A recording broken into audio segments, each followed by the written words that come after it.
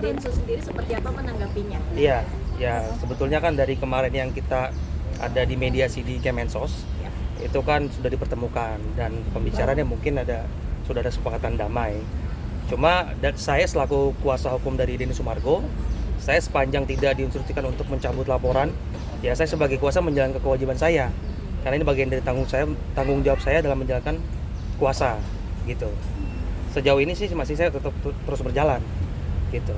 Tapi kemarin kan Bang Densus sudah mengetahui ya, Ya. kalau Bang Farad sudah cabut laporan. Ya. Ada cerita apa? Gitu maksudnya. Ya. Ya pada intinya saya bertindak ini atas keinginan dari klien ya. Sepanjang saya belum diinstruksikan untuk mencabut, saya tetap menjalankan tanggung jawab saya ini, gitu. Tapi sejauh ini ya saya masih tetap menjalankan kuasa. Berarti memang Ya. belum ada Belum. permintaan untuk. Sejauh ini belum ada. Oke. Gitu. Terakhir ini mungkin perkembangan dari Ya. laporan Kodensus sendiri Ya. yang sudah diperiksa berapa orang? Ya. Untuk sejauh ini yang sudah diperiksa berarti ada 3 orang. Bisa 3 orang dan ada beberapa tambahan alat bukti juga. Dan nanti kita lihat lah, mungkin dalam waktu dekat terlapor akan diperiksa juga. Karena kan memang kemarin kita ada libur tahun baru juga kan. Bang, terkait rekaman. Iya. Jadi berkaitan rekaman itu ya, saya bingung makanya tiba-tiba rame sekarang ini. Padahal pada intinya Novi itu taunya dari klien kita.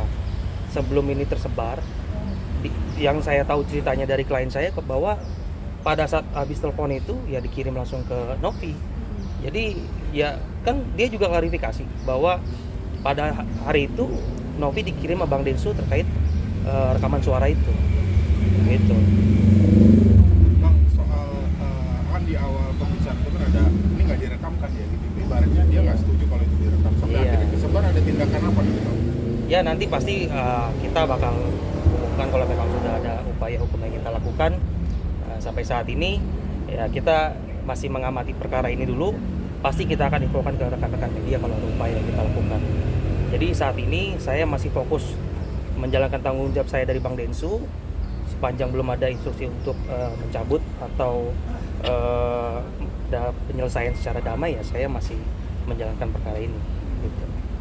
Mungkin update lagi untuk kemarin saksinya sendiri siapa saja yang sudah diperiksa dan mungkin tambahannya nanti next siapa akan diperiksa? Ya ini bagian rangkaian penyelidikan saya tidak mau ungkap ya karena memang ini kan bagian dari kewenangan dari kepolisian dan juga dari strategi kami sebagai kuasa hukum. Kami tidak mau mengungkap ini secara gamblang ke publik. Gitu. Berarti next akan dipanggil secepatnya? Secepatnya pasti karena masih terus berjalan. Gitu. Bang, Karena kan tiba-tiba ketemu aja mas. kejadian kemarin Bang Kodensus sendiri merasa terjebak nggak sih akhirnya untuk rekaman suara tersebut? Kalau saya rasa itu bagian dari cara dia. Karena kan sejauh ini kan ya kita lihat lah dia dalam situasi publik sangat tersudut, segala macam ucapan dan tindakannya pasti bakal dihujat oleh rakyat Indonesia gitu. Jadi ya mungkin ya pasti ini ada orang-orang yang bermain dan saya juga perhatikan sangat masif di sosial media terkait ini. Tujuannya pasti ingin menggiring dan menjatuhkan karakter klien saya. Tujuannya itu aja gitu. Karena ini kan isinya itu kan seolah-olah klien saya pro dengan dia. Ini udah lama lah, bahasan lama. Cuma kebetulan baru terungkap di publik kan, dan ini sudah diantisipasi. Dari awal udah tahu pasti bakal terungkap hal ini. Dengan Novi dan yayasan sendiri nggak ada masalah kita. Karena memang dari awal kita bantu. Gitu. Dari pihak Kodensus sendiri tahu nggak sih untuk pelaku penyebaran video? Ya itu masih kita dalam investigasi ya, karena nanti berkaitan dengan hal itu ya saya bagaimana klien saya kalau memang diminta mengambil langkah hukum terkait itu kita akan ambil upaya hukum.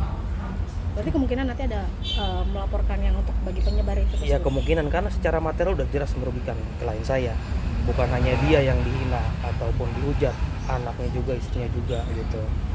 Dia kepentingannya apa, nggak ada keuntungan apa-apa, kita hanya ngebantu aja. Dia hanya ngebantu aja yayasan ini apa untuk Agus dapat donasi kan gitu.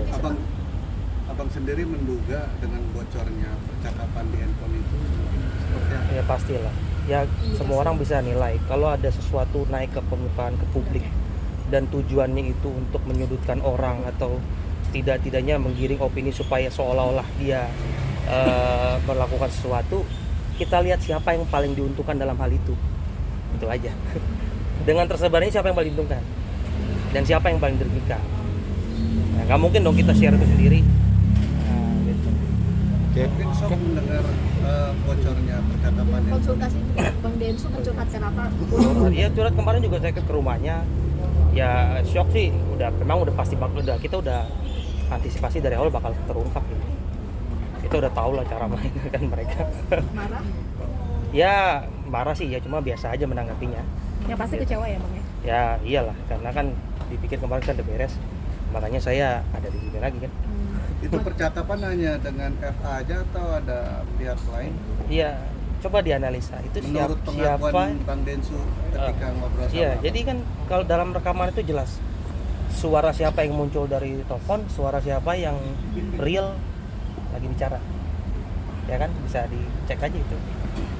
Itulah, kasih kisi-kisi begitu aja lah. Ya, itu aman ya. Cukup. Udah. Makasih bang.